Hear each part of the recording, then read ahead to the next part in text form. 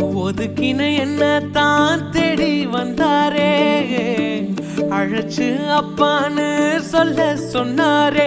நானும் நல்லவன் தான் என்று எனக்கு புரிய வச்சாரே.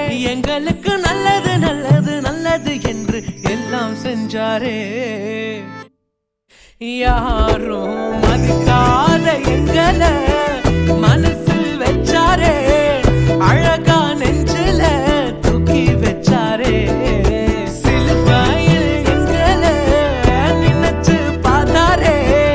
அதோட எங்களை வாழ வச்சாரே. எல்லாத்தையும் இழந்தோம், இப்போ இழக்க ஒண்ணுமில்ல. என்ன சந்தோஷம் இப்போ ஏசு எனக்குள்ள. ஐயோ